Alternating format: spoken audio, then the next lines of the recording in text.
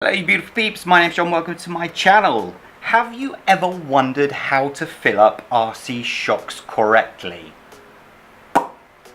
Me too.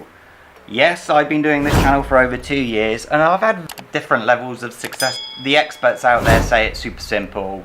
The rest of us think it's actually quite an art to doing it correctly. But I have been told a little tip, a little trick that I wanted to test and therefore share with you if it works. If it doesn't work, well, I'm still going to upload this video because, you know, you guys can learn not to do it in the future, but I hope that it will work. So basically, as you can see, the shocks are stripped down and I have filled them up to the top. A lot of people say do not fill it up to the top. The experts definitely say don't fill it up to the top. But there's a reason why I'm filling it all the way up to the top, and you will see that in a moment. Let me just grab a piece of paper because my hands are getting very greasy. So what you have to do at this point is leave it for an hour, give or take. Okay, let me explain. You have to ensure that the piston inside moves up and down several times. If you pull the piston to the top of the shock, you will drag air back into it and you need to start again. So only halfway up, halfway down. Now the experts say at this point, when you're sure all of the air out, is leave it about halfway up. So that is what I will do on all of them.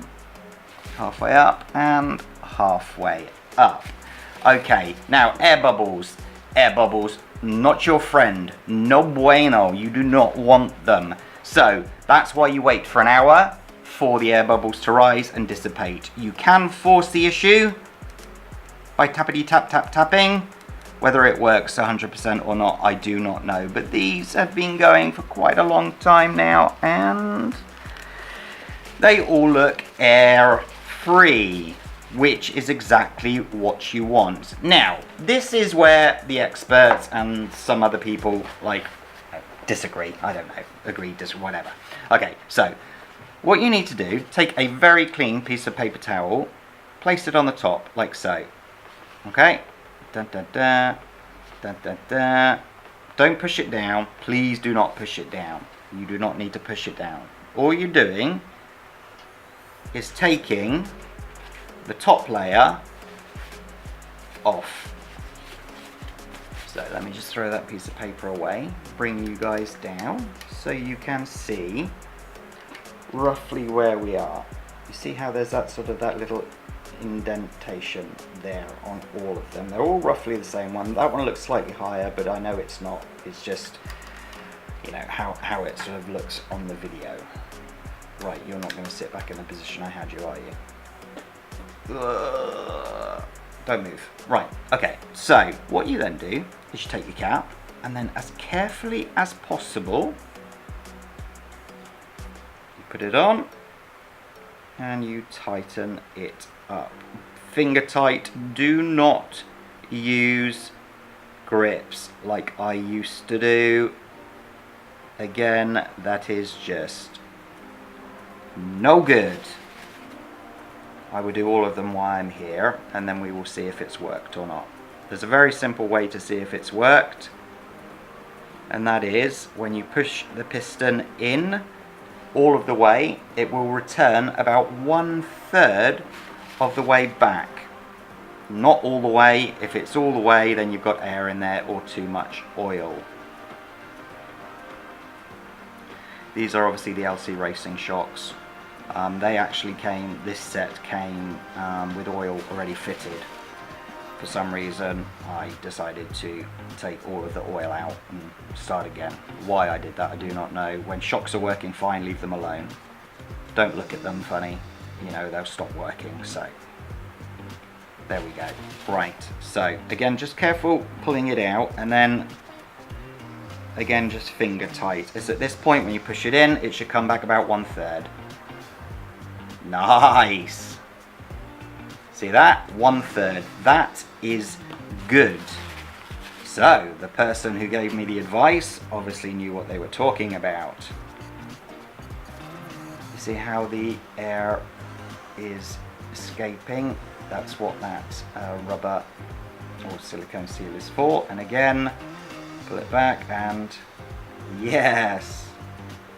Very nice. I like this. How successful is this so far? We have a 50% success rate. Just gonna get away with that one, and nice. So 75% success rate. What do you think, ladies and gents? Will it be 100 or not? Okay, ready? Gorgeous. Really, really good indeed. I'm very happy with that. So that works. It's a great simple way of doing it, and then you know that it's the right level every time. So you then put your bottom bun, put your spring back on, and then put that on. Oh yeah, love it.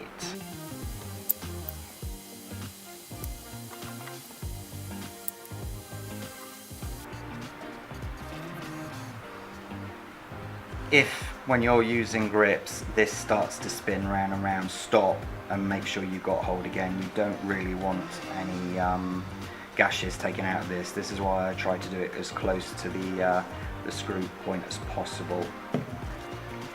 And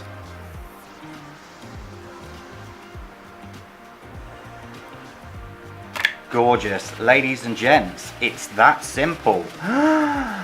So filling shocks for dummies like John.